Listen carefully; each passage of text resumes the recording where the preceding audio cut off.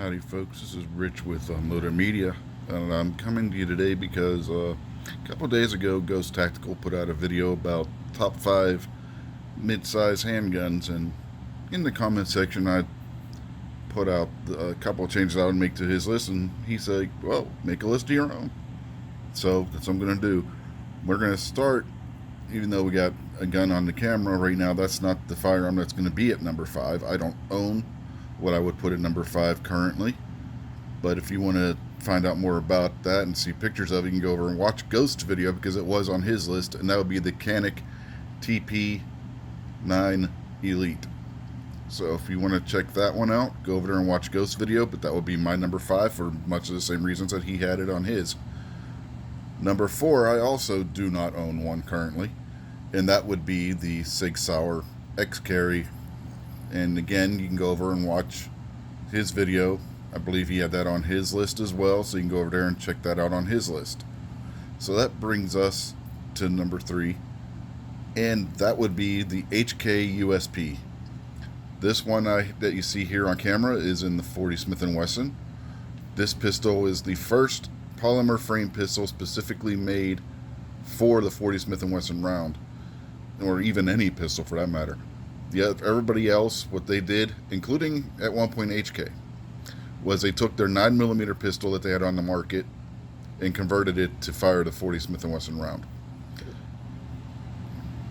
That led to some issues with particularly Glock, to where it being a polymer frame didn't have the chamber properly supported, and it caused the frames to crack along this area here on the Glocks. And HK did it with their HK7, and they converted it to, I believe the HK P7, they converted it to the, what did they call that, the P10, I believe. I could be wrong on the name, or it might have been P7-10, something along those lines. Anyway, they ran into issues. They had feeding issues and other issues, and just wasn't a good conversion. And the P7 at that point was on its way out the door anyway. Sales of it were trailing off, and part of the problem was that it had a cocking lever in this area on it. But anyway, I digress on that. But you've got Smith & Wessons and Rugers and Sig. They all used a metal frame pistol, so they didn't have the problems that you saw with the Glock and with the cracking on the frame. Now this one, like I said, is the first polymer pistol designed specifically around the 40 Smith & Wesson round, and this is a first model year manufacture. You know that by that date code KE right there in the USP dating system. K is 9, E is 4, and that is the first year that they manufactured these pistols. And like I said, you can see this is the 40 Smith & Wesson, and it is the USP, and it is probably the best pistol I've ever fired in 40 Smith & Wesson. I really wanted to put this at number 1, but there's a couple of flaws as to why I didn't, and none of them have to do with the pistol itself. One is the ammo capacity. In 40 Smith & Wesson, you're limited to 13 rounds in a full-size duty handgun. I put this in the mid-size because it does have a 4¼ inch barrel, and I believe that his specification was between 4.5 and 3.5 inch barrel for the mid-size, so it just barely squeaks into the mid-size. But you got 13 rounds in 40 Smith & Wesson, 15 in 9mm, and I believe it's 10 if you get the 45 ACP variant. In a modern polymer framed handgun that is a full-size duty gun, that's not a full capacity as what you would see in, say, a Glock 19, a Glock 17. Well, you wouldn't a Glock 19, but a Glock 19's a shorter pistol. But this would be more along the lines of your Glock 17, and it doesn't match up as far as ammo capacity. So that gave it a knock. Another thing is price. You'll find these things anywhere between $800 to $900 to even $1,000 new. So that's prohibitive for the average person to own one. And then the availability. These things are now new on a limited manufacturer schedule. HK does not make these things full tilt like they are with the P30s and the VP9s and the whatnot. So yeah, that hurts the pistol in the long run as well. So those are the reasons why this is at number 4 and why I didn't put it at number 1. Or number 3, excuse me. I really wanted to put it at number 1, but with those 3 knocks on it, I really couldn't. So let's move this one aside and we'll bring out our number 2. And this one probably isn't going to be a surprise to anybody who's watched my show or any of the shows that I've been on. The M&P 2.0 Compact.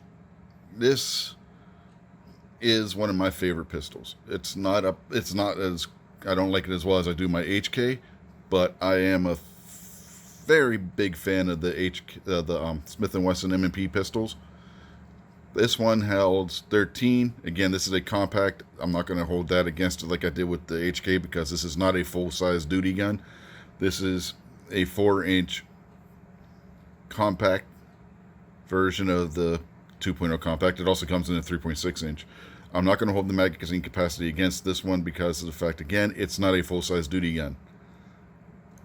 13 is the same you would see in the Glock 23.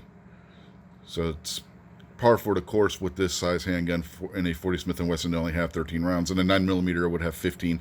Plus, it can use the full-size M&P magazines, which would then give you a 15 rounds with the 40 Smith & Wesson or 17 with the 9mm. So that does have that going in its favor.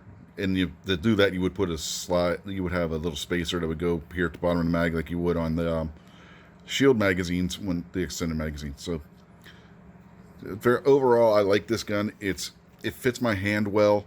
It balances well. I do like this handgun. Takedown is easy. You got a little lever in there even, so that you don't have to worry about pulling the trigger. And it serves 2 purposes. One, you have to stick your finger in there to do it, so you know that the gun's empty because you can feel there's a bullet in there or not. And then it decosts the decocker, and then you just slide, pull it back when you're racking and slide it off the front of the frame. There's no having to mess with the trigger or anything. So there's my number 2. And number 1 is the CZ P10C. Mine happens to be the suppressor ready with the suppressor height sights.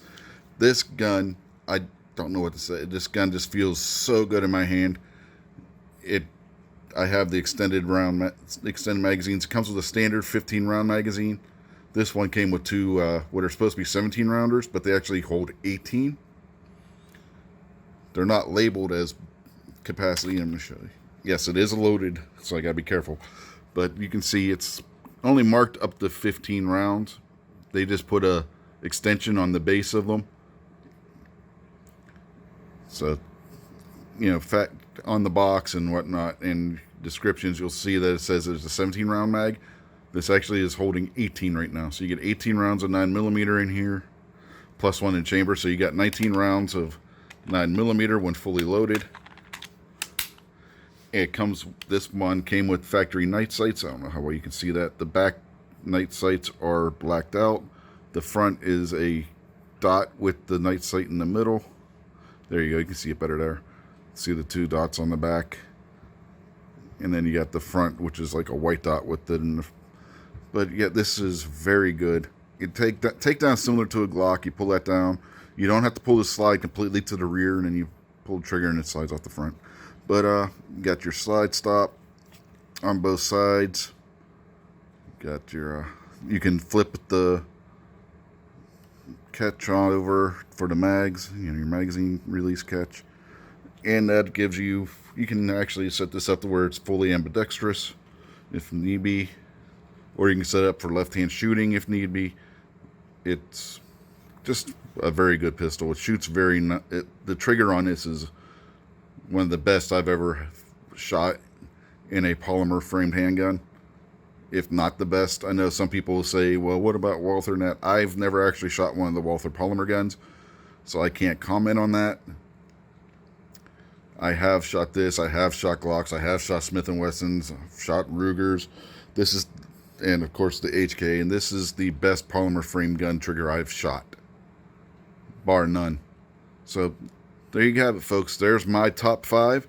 If you want to see again what number 4 and number 5 were, go over and watch Ghost's video. He has those in detail, and he actually has some shooting clips.